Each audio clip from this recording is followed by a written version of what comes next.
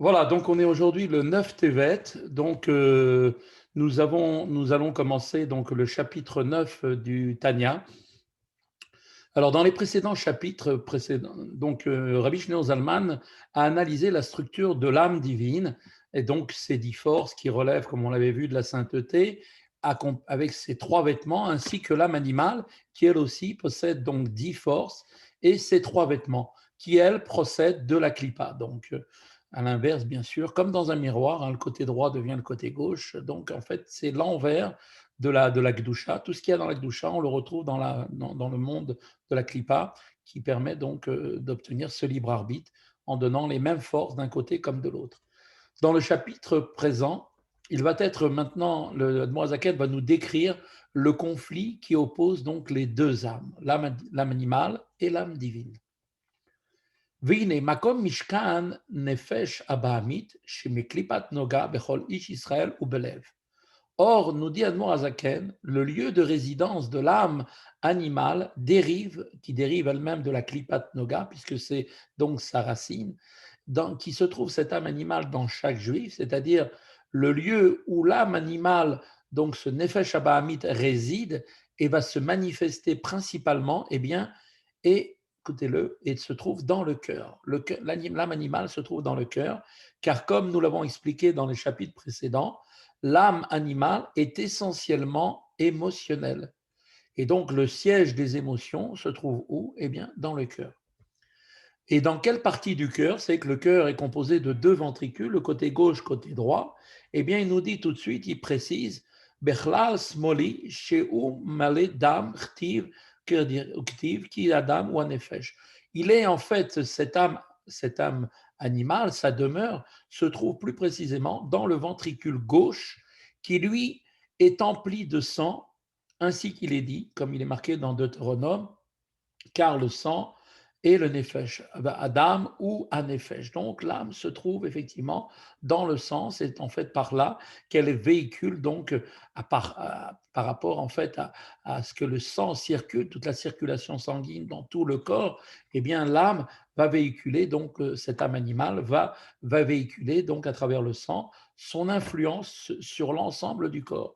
Donc l'âme animale qui elle réside, donc sa résidence principale est dans le ventricule empli de sang du côté gauche, est en fait à cet endroit physiquement précisément. C'est là où elle se trouve, c'est là où se trouve sa place, bien qu'elle puisse aussi, bien évidemment, comme l'est la circulation sanguine, animer l'ensemble des membres du corps, dans toutes les parties du corps, puisque le sang circule partout. Donc, ce sang est en même temps aussi le véhicule qui véhicule cette âme animale, qui est en même temps l'âme vitale qui donne la vie au corps.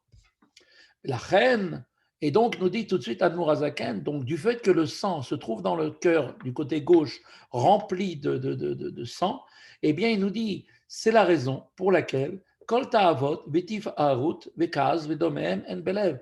Il nous dit, c'est la raison forcément, automatiquement, qui est donnée pour nous dire que l'âme animale qui réside dans le cœur, eh bien, tous les désirs, toutes les vantardises, toute la colère et les autres émotions, tout ce qui fait partie du monde de l'émotionnel, eh bien, se situe à quel endroit? Dans le cœur.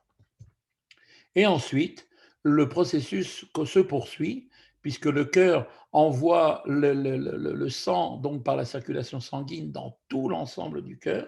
Ensuite, du cœur, mais à lèvres, enmit pashtot, becholagouf, eh bien, ensuite, elle va se propager dans tout le cœur, dans tout le corps, pardon. Vegam ole la moar, sheberosh, et donc, sans exception, bien évidemment, ce sang va aussi s'élever jusqu'à aller dans le cerveau qui se trouve dans la tête, pour, à ce moment-là, pour y penser, les tarer, bahen ou les trachem, bahem, donc pour y penser, les trachem, et s'ingénier donc en tout ce qui les concerne par rapport à ces satisfactions, pour commencer à voir de quelle manière est-ce que l'homme va pouvoir s'ingénier pour obtenir sa satisfaction purement sentimentale. Donc il a le sentiment d'une chose, il aime une certaine chose, et il va réfléchir maintenant la pensée, donc ce sang va monter au cerveau, qui va être utilisé, ce cerveau, comme un ordinateur. C'est un ordinateur, il n'a pas une particularité,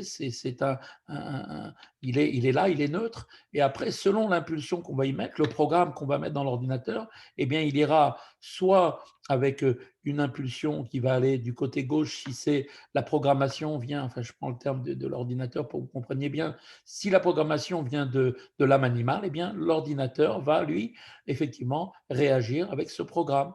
Et à ce moment-là, sur tous les désirs que l'âme animale va lui demander donc de réfléchir pour savoir comment les satisfaire, il va lui faire son travail pour pouvoir effectivement trouver les meilleures façons, s'ingénier du mieux possible pour pouvoir obtenir ces satisfactions.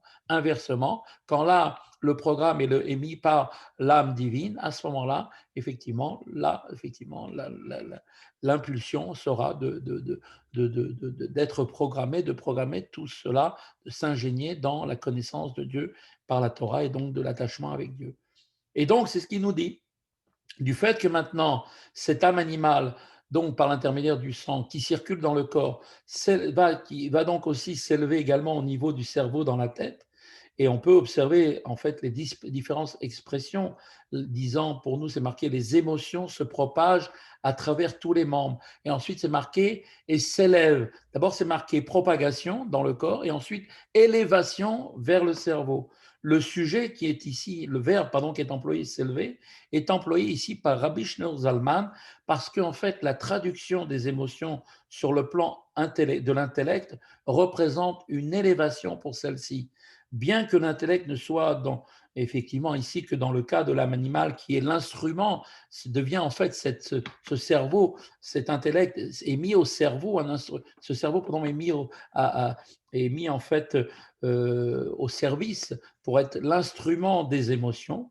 Et bien concernant le sang, Admoazaken nous dit aussi que cela, il veut faire la distinction car le sang qui circule vers le cerveau, en est ainsi affiné. Donc même le sang qui monte vers le cerveau, c'est pour ça qu'il utilise le verbe s'élever, c'est-à-dire que les désirs de l'âme animale qui passent par cette propagation qui est faite par le sang se propagent dans le corps, mais quand elles vont au cerveau, elles s'élèvent parce qu'il y a un raffinement du sang qui n'est pas le même qui va donc irriguer le cerveau. Il y a un raffinement.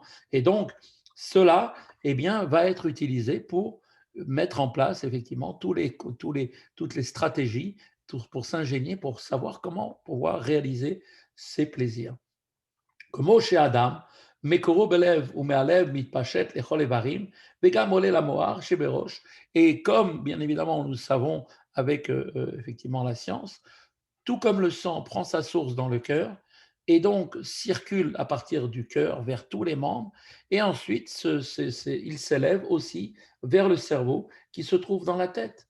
Voilà, donc le rabbi relève que la distinction qui est faite ici entre le cerveau et les autres membres parties du corps établit un parallèle avec la description qui sera faite ensuite de l'âme divine, dont la demeure, elle, par contre, l'âme divine, sa demeure, se trouve être dans le cerveau et aussi dans le cœur, elle aussi à sa place.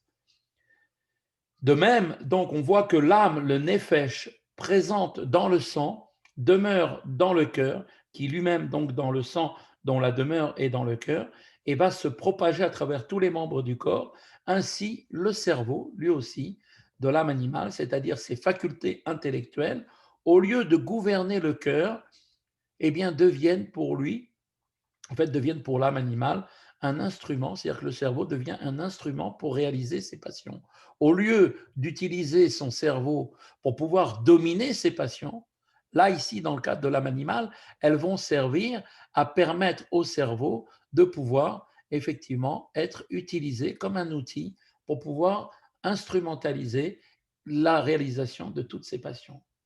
Nous dit maintenant l'endroit, le Mishkan, l'endroit, la résidence de l'âme divine qui se situe dans le cerveau, dans la tête, et de là s'étend vers tous les membres, comme il a été souligné dans le chapitre précédent, l'âme divine est essentiellement intellectuelle et le cerveau est le siège de l'intellect. Donc, vous voyez ici, on voit que la résidence principale, bien que l'âme ne soit pas quelque chose de physique, en fait, elle est comme toute âme, que ce soit l'âme animale ou ou bien l'âme divine, ce sont des manifestations spirituelles, donc des dimensions qui ne sont surtout pas, bien sûr, comme des choses corporelles. Quand on dit à ce moment-là que l'âme animale se trouve dans le cœur, c'est pas qu'elle y est physiquement dans le cœur, c'est on va dire l'impulsion, l'expression de cette âme animale qui se trouve dans le cœur, parce que le cœur sert, comme on l'a vu, d'être en fait par le système sanguin un moyen de pouvoir effectivement aller partout dans tous les membres du corps et monter jusqu'au cerveau.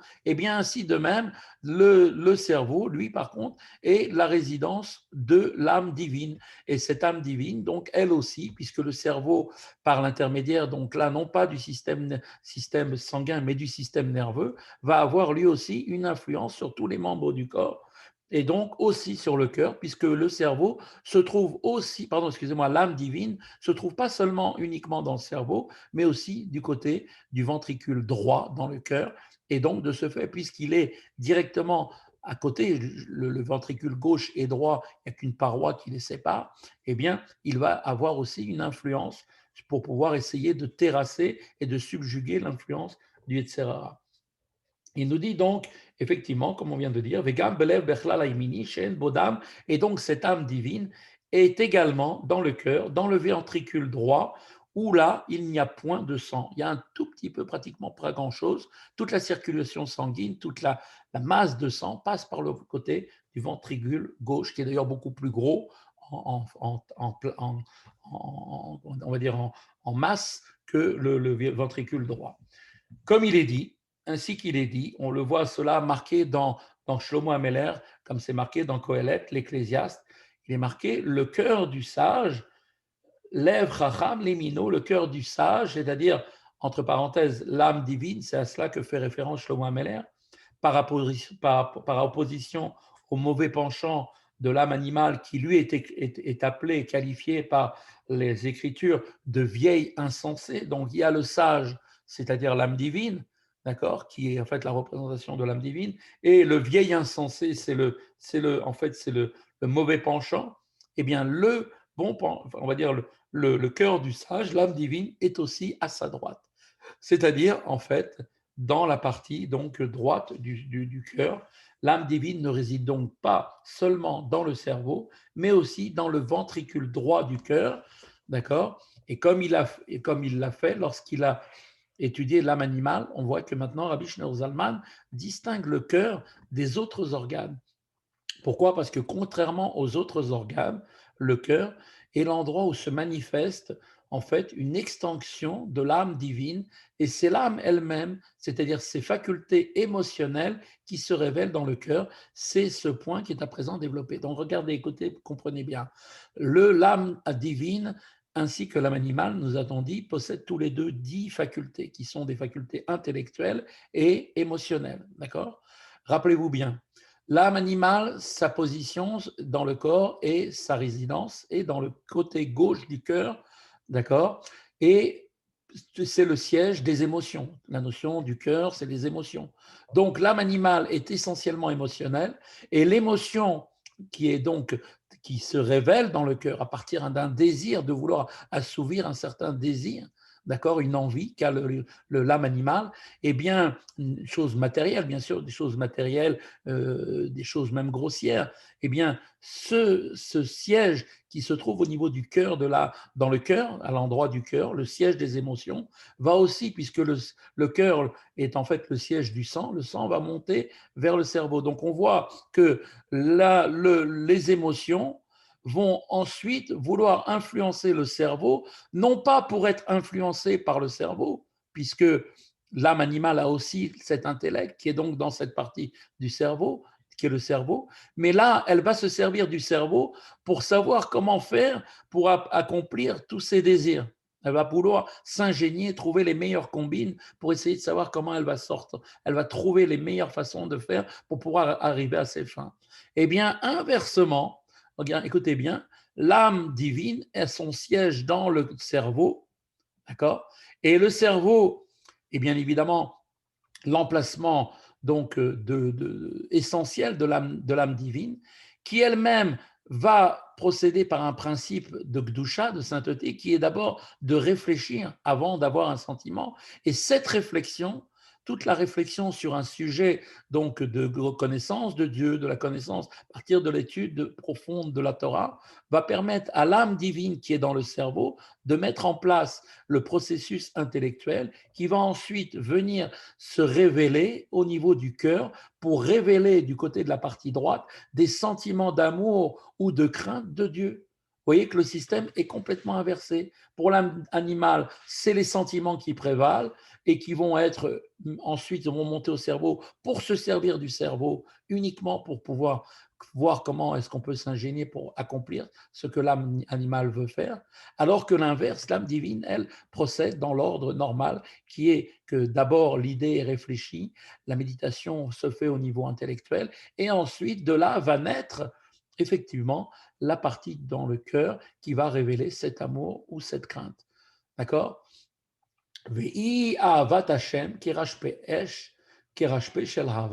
Car cette révélation de l'âme divine dans le cœur est l'amour flamboyant pour Dieu. Donc, vous voyez, la grande différence, c'est que cet amour, ce sentiment avec une intensité aussi grande, qu'on parle de flamboyer, un feu extrême, eh bien, vient de quoi? Vient en fait de cette réflexion qu'elle a eue au départ sur une idée profonde d'une prise de conscience de la grandeur de Dieu. Et à ce moment-là, cette flamme-là, mitlahevet belev bemaskilim, et c'est cette flamme-là qui est flamboyante pour Dieu, de cet amour qui brûle pour Dieu dans le cœur des hommes subtils qui utilisent leur faculté de chorma, de sagesse, pour pouvoir effectivement, et qui utilisent pour comprendre un concept de divin, et qui ensuite, mevinim ou mitbononin, qui comprennent et réfléchissent avec la faculté de Bina, qui est donc la compréhension, par laquelle une question, donc, dans une dimension de divin, d'une étude sur la connaissance du divin, eh bien, va être ensuite analysée dans tous ses détails, dans toutes ses ramifications. Et aussi, ensuite, vous voyez, dans le processus, cela vient Bedaatam, Asher Bemocham, avec la faculté de connaissance de leur cerveau, c'est-à-dire la faculté de Da'at, qui permet de se concentrer et de ressentir ensuite, puisque Da'at est le pont qui amène ensuite immédiatement entre le cerveau et les sentiments. D'accord? Et à ce moment-là, de pouvoir effectivement ressentir ce qui a été compris. Et d'ailleurs, si vous regardez bien dans le corps humain, il y a d'abord la tête, ensuite il y a le cou, et ensuite on arrive au cœur. Eh bien, si on peut dire, d'une manière générale, effectivement, le cerveau, côté gauche, côté droit, correspond à Chokhmah Bina, même s'il y a un troisième petit cerveau derrière le cervelet. Mais après, tout ça passe par quoi? La transmission se fait par le cou. Le cou représente la dimension de Da'at. C'est le lien, c'est le canal par lequel va aller toute l'influence vers le cœur. C'est ce qui permet soit une montée du cœur par l'animal vers le cerveau, d'accord, ou bien l'inverse, du cerveau vers, effectivement, donc quelque chose qui a été compris, quelque chose qui a été ressenti et qui maintenant va se traduire au niveau du cœur, du côté droit, pour l'âme divine, d'un sentiment d'amour ou de crainte pour Dieu. Et à ce moment-là, il a compris et ressenti, comme il est dit, Bedvarim, Ameorim et Tahava, et il a compris effectivement méditer sur des choses qui éveillent cet amour, c'est-à-dire il a médité sur la grandeur de Dieu et donc cet amour maintenant qui brûle dans le cœur de ceux qui emploient ces trois facultés de Chorma, Bina et Da'at pour méditer sur des choses qui éveillent cet amour, eh bien, automatiquement, ont mis en place le processus tel qu'il se doit. Car comme il a été expliqué au chapitre 3, comprendre la grandeur de Dieu, eh bien, c'est ce qui va conduire à l'aimer. Un tel amour est donc exemplaire d'une situation dans laquelle l'âme divine se révèle dans le cœur à partir du cerveau. Voilà comment le processus fonctionne et c'est ce qui fait que à partir uniquement de l'étude de la grandeur de Dieu à travers la description que l'on peut avoir de la Torah, que la Torah nous donne par cette étude-là, nous permet d'arriver à un véritable amour pour Dieu à partir du moment où il sera ressenti, qu'il sera bien compris. Et à ce moment-là, ça va développer en nous un sentiment dans le cœur, soit d'amour de Dieu, soit de crainte de Dieu.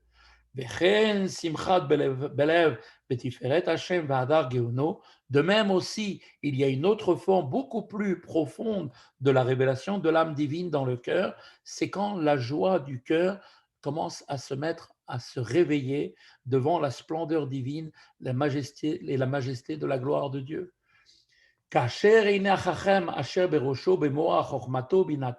Cette joie est éveillée comment? Quand les yeux du sage, qu'est-ce que ça veut dire les yeux du sage? Rappelez-vous, le sage, c'est qui? C'est l'âme divine, vous vous rappelez? On avait dit? Donc David Shlomo Ameler a comparé le sage à l'âme divine. Donc quand les yeux du sage sont éveillés, ça amène la joie. Qu'est-ce que ça traduit? C'est-à-dire que quand les yeux de l'âme divine sont ouverts, sont éveillés, à ce moment-là, la joie. Où est-ce que se trouvent les yeux? Dans sa tête. Qu'est-ce que ça veut dire dans sa tête? Ça veut dire quoi? Bien sûr, on sait très bien que les yeux se trouvent dans la tête. Qu'est-ce qu'il veut nous dire ici, Shlomo Ameler? Eh bien, il veut dire que dans son cerveau, qui renferme les facultés de Chokhmah et Bina, qui sont les yeux de l'intellect, qui permettent de voir, de comprendre. D'ailleurs, on dit bien quand quelqu'un comprend quelque chose, dit oui, oui, je vois de quoi tu parles. En fait, c'est une vision qui est une vision au niveau pratiquement de la même manière que l'œil peut voir quelque chose qu'il a vu et pour lequel il n'y a plus du tout aucun doute sur ce qu'il a vu. Et donc, les yeux du sage, de l'âme divine qui sont dans sa tête, que sont Chokhmah et Bina, eh bien, regarde, ses yeux de l'esprit contemplent la gloire du roi et la beauté de sa grandeur insondable, infinie et illimitée. Alors, à ce moment-là, automatiquement, le cœur va se réjouir et le cœur est heureux, comme cela est expliqué par ailleurs. Donc, ce qui veut bien dire ici, que contempler avec les yeux de l'esprit la grandeur de Dieu ne signifie pas simplement comprendre cette grandeur, parce que comprendre, ça reste quelque chose qui est bien, mais qui reste quelque chose de passif. On est là comme un spectateur, on contemple quelque chose. Quand je comprends, uniquement comprendre la grandeur. Mais là, on ne parle pas de uniquement comprendre, on parle d'une dimension jusqu'à percevoir, voir véritablement, avec la même conscience que celle d'une vision physique. Et une telle perception qui est faite par la concentration réelle, la volonté effectivement de s'attacher avec Dieu au moment où on étudie la Torah, de prendre conscience qu'on est en train, non pas d'apprendre pour une culture générale, mais qu'on est en train de s'attacher avec le maître du monde, alors à ce moment-là, une telle perception va éveiller dans le cœur de celui qui est en train d'apprendre un sentiment de joie qui est lui aussi une manifestation divine, de l'âme divine située dans le cerveau. Donc, quand de l'étude qui a été faite, à partir de cette étude, si elle a été bien faite, le processus fait que maintenant, l'âme divine va se révéler du côté droit dans le cœur et ça va se traduire comment cette vision réelle, perçue concrètement comme quelque chose que je vois devant moi physiquement, eh bien, ça va se traduire par une joie extrême. C'est ça la véritable joie dont on parle. On parle d'une joie qui est de prendre conscience que nous sommes des créatures qui avons choisi de servir Dieu et que Dieu est extraordinaire dans sa grandeur et qu'on comprend. Ce n'est pas juste une simple idée qu'on se fait d'un principe que tout le monde dit, mais que on peut dire de ça comme de parler d'autre chose. Là, on ressent vraiment les choses. De même aussi, tous les autres émotions saintes du cœur, telles la crainte de Dieu, eh bien, proviennent elles aussi des facultés de Chabad, Chokhmah, Bina, Da'at, la sagesse, la compréhension et la connaissance de l'intellect. Donc, on voit que tous les sentiments qui sont réveillés du côté de la Kedusha par le fait que maintenant l'âme divine qui est dans le cerveau va maintenant aussi commencer à envoyer si on peut dire, cette impulsion du côté droit du cœur, eh bien, va animer automatiquement un sentiment d'amour ou bien de crainte ou bien de beauté ou de respect ou de toutes ces choses qui sont liées à des sentiments de compréhension dans le côté de la Kedusha. Donc maintenant, Rabbi Shneur Zalman a donc établi maintenant ce paragraphe, effectivement, donc a établi ce paragraphe pour que, effectivement, l'âme, les deux âmes ont chacune, rappelez-vous, c'est ça qu'il faut se rappeler dans le cours d'aujourd'hui, ont chacune, effectivement, un lieu de résidence et un mode de fonctionnement qui est propre. D'accord? Donc, comme on a dit, l'âme animale progresse du bas, elle est dans le cœur et va mettre le cerveau à son profit uniquement pour assouvir ses passions. À l'inverse, l'âme divine, dont le siège est dans le cerveau et aussi du côté droit du cœur, va utiliser ses forces, ses facultés pour pouvoir, à partir d'une méditation sur la grandeur de Dieu, amener à ce que cela devienne un sentiment concret et que, avec une joie, parce que on voit, je suis joyeux parce que je vois. C'est la différence entre être un simple spectateur qui regarde comme ça passivement les choses d'une manière froide, d'accord, et celui qui a vu, celui qui voit, est forcément saisi par un enflammement de son cœur, d'une flamme ardente qui va dévoiler chez lui un désir pour Dieu, et cela parce que c'est du côté de la Kedusha. Et donc, chaque âme, effectivement, on pourrait maintenant penser, voilà, chaque âme a un fonctionnement qui est indépendant l'un de l'autre, et ça ne va pas interférer l'un sur l'autre. Ça, c'est une grosse erreur à ne pas faire, de croire que, effectivement, l'âme animale ne peut pas avoir d'influence sur l'âme divine et que l'âme divine ne peut pas avoir d'influence sur l'âme animale. Et ça, ce sera le, le, le, le contenu, si Dieu veut, du